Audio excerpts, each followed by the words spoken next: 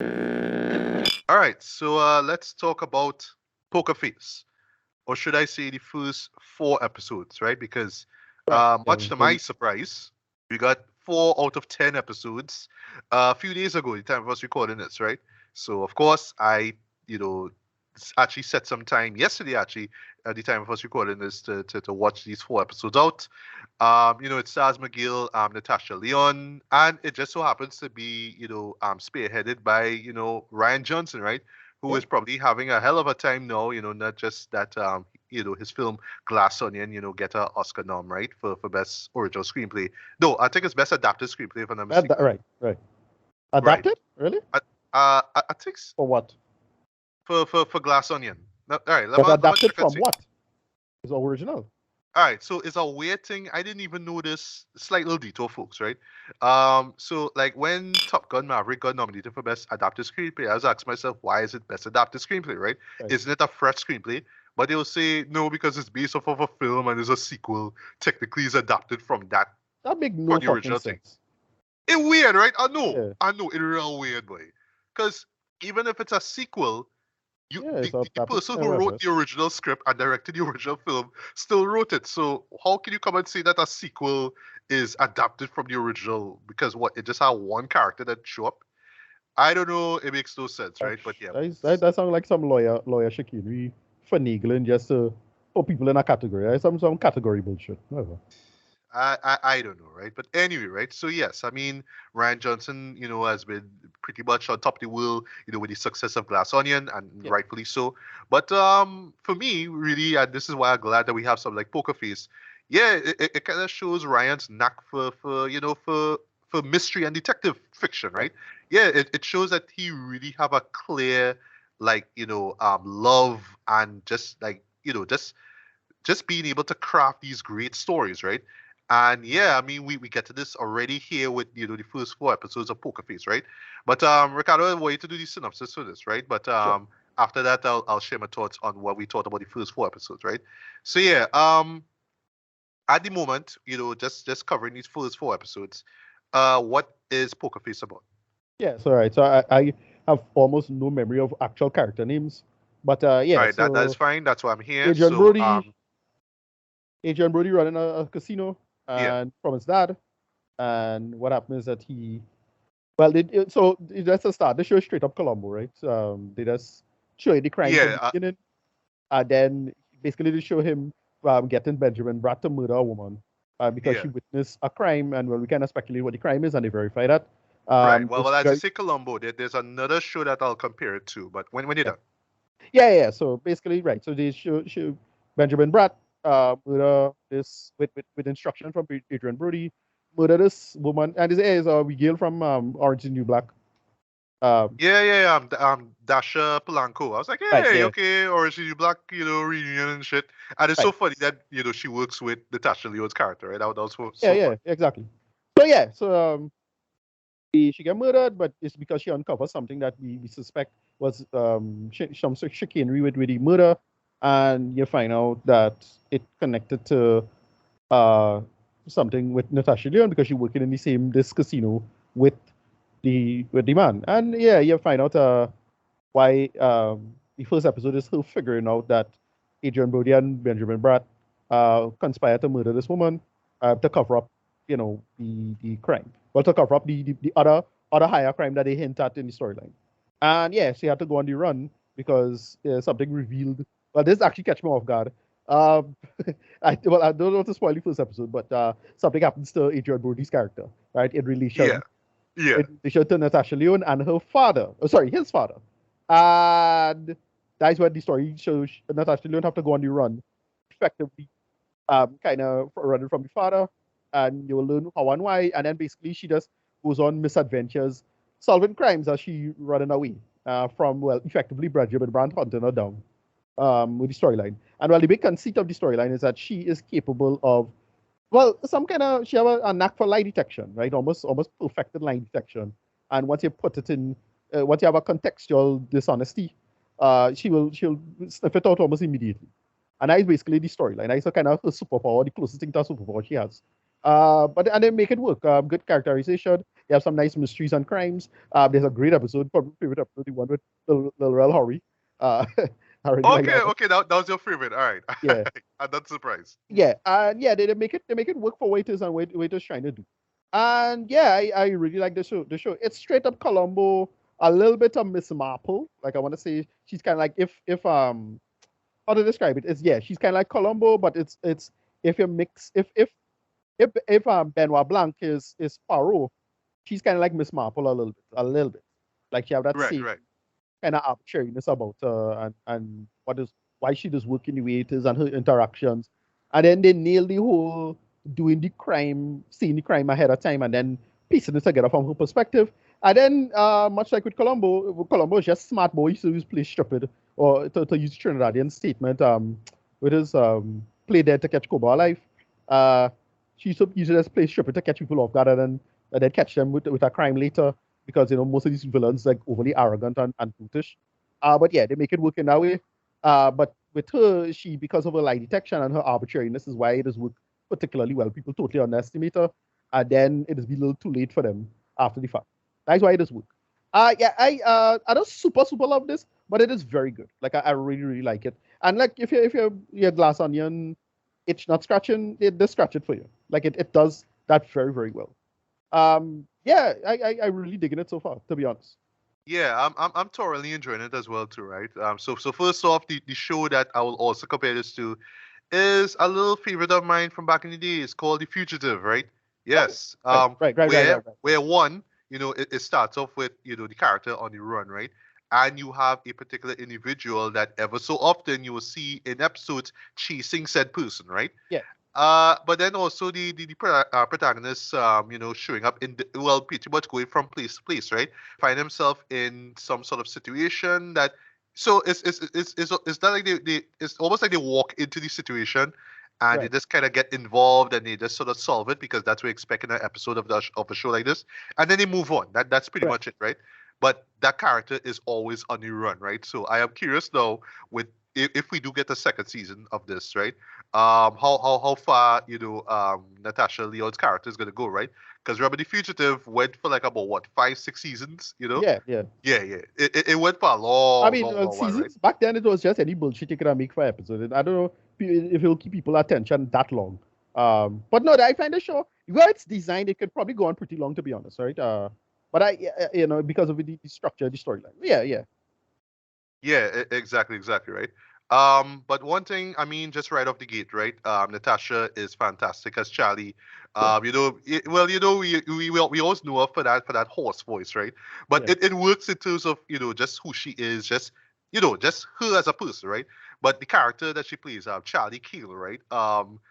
She's great as well. I just love again, just how she find herself, sorry, in these situations, whether it's in the first episode involving her friend, right, who is killed, right, yeah, and where that leads to, right, and how it all starts off in this casino and whatnot, and I'll talk about the guest stars in a bit, right, and yeah, where it leads afterwards with her just going on these separate cases, right, because yeah, me watching this for the first time, watching the first episode, I was telling myself, wait, no, but don't tell me everything is going to take place in this one casino, right, and the whole season is going to be about this casino stuff, right?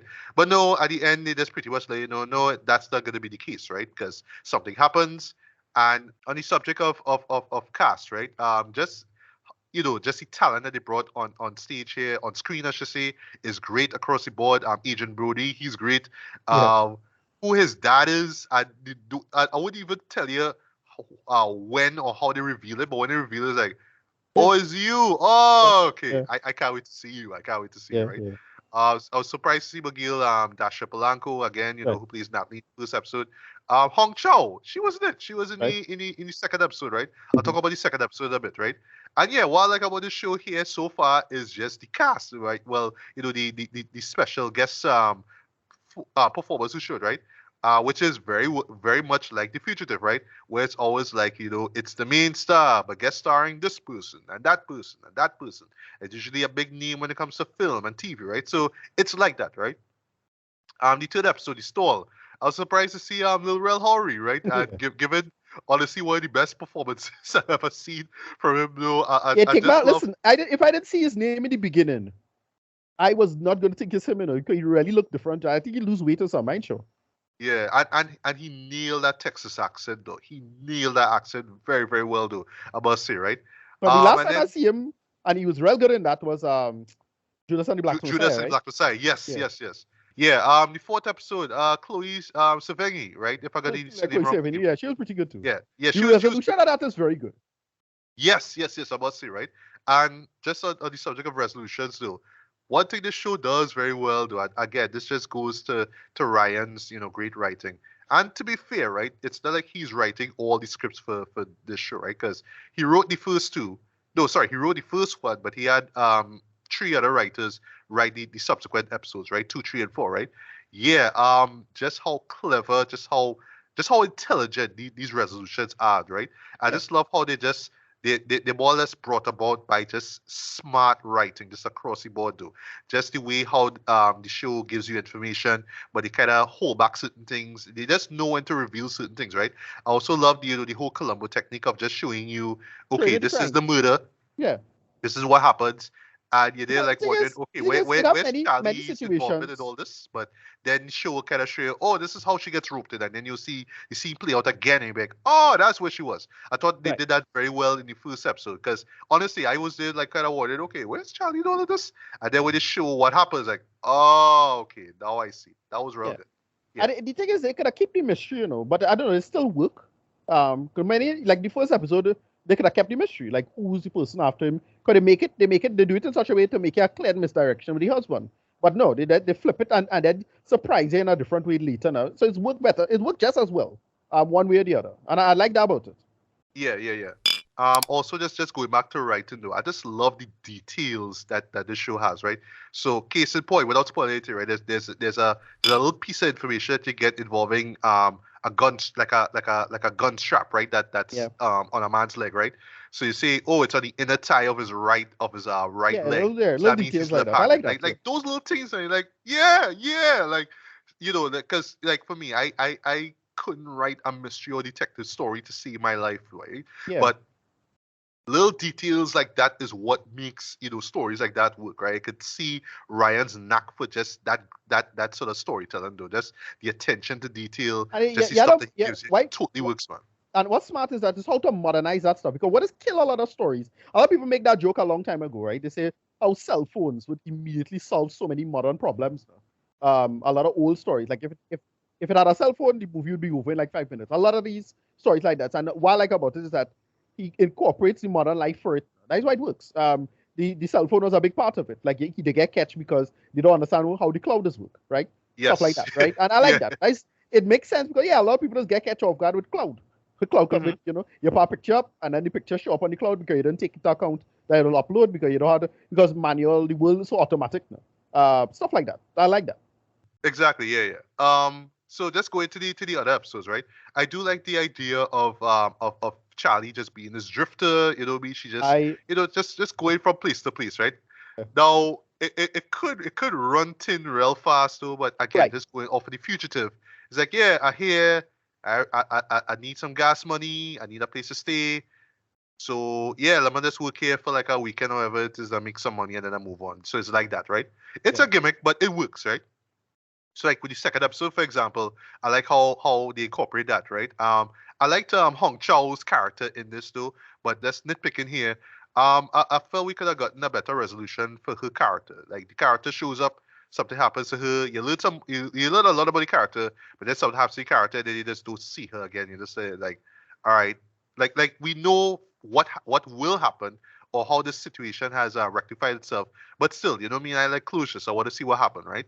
And I felt compared to like what we got in these four episodes thus far, this there was pretty weak though. Like Right. although I like how it ends. Like resolution wise, I get why it ends like that, but I just felt like it was the weakest of the conclusions, right? Right. But when it comes to like stuff like see the stall, for example, I would say the stall and Wrestling Metal, but Yeah. those two, I can't even say which one is the better of the two because I just Right. love both conclusions though, right? I just love Stall, the but store catch you off guard because of the beginning. The beginning really yes, because yes. the fella say I'm a murderer, and it's like okay, that really funny when they really Yeah. contextualize it. Right, right. When, Uh, when you see why, boy, right. and that's without spoiling it, right?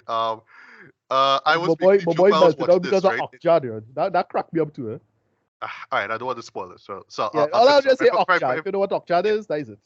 Yeah, Yeah, the show have a lot of sponsored buys. So yeah, right. you'll see a lot, you'll see like a Subway. lot of like you'll see like a lot of TV shows, right? And you'll see Yeah, like a lot of movies, yeah, titles and whatnot, right? So when I saw that, I was just like, oh gosh, that's why. But yeah, it totally works though, because yeah, at yeah, first when you see this, you're like, wait, what you talking about? He's a murderer. But then yeah. when you see what happened, it's like the Octra is like, oh, okay, right? But yeah, how Lil Rel Hori's involved in this was great. It's what I absolutely remember of though. It remember of one of Coen Brothers films like Blood Yeah. Simple or Right. Fargo, where it's like, okay, I have this foolproof a quote plan where okay, I can distract people and do the And then job. And then when I come back, it's like, well, I was here. I don't know what happened. exactly. And person Right. dead, and you had, and also another Blood Simple trick they do there, a little reference, where he take the piece of wood and throw it in the fire. Right. Yeah, that I remember that a moment like that in Blood Simple. Yeah, take the evidence and throw it in the furnace, right? I Right. mean, yeah, it's that, right? Yeah, you're saying No, yeah, yeah. The ending is what gets me with this. That's what I prefer take over the metal one though. The the metal one's rest good of the too, eh? battle, yeah. But Yeah. the ending for the store was hilarious, though. But it was Yeah. so The ending, that so will make it smart, funny. but Yeah.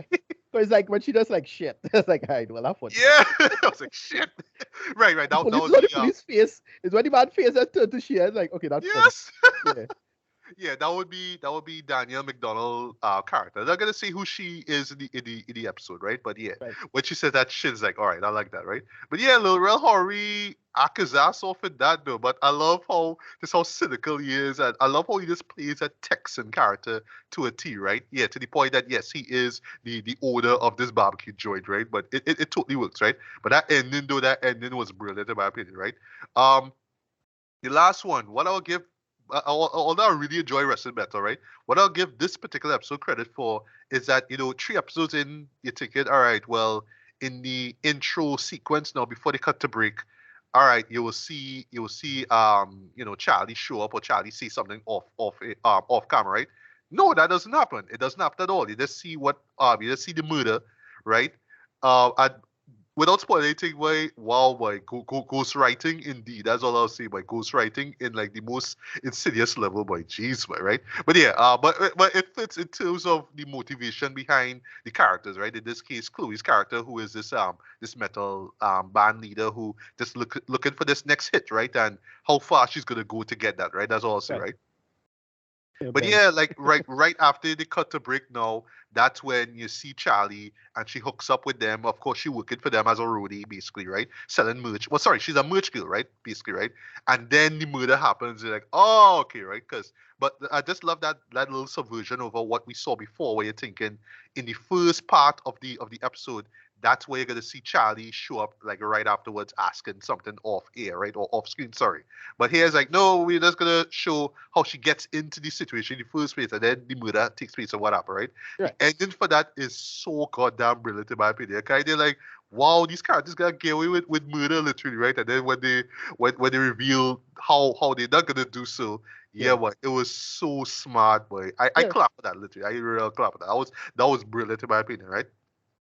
But yeah, and I should mention before I get to rating, this is beautifully shot though, right? Yes. Very, very, very well shot, right? Even whether it's the first 2 episodes that Ryan directed, or the other two, which we had other filmmakers come through and do the thing, right?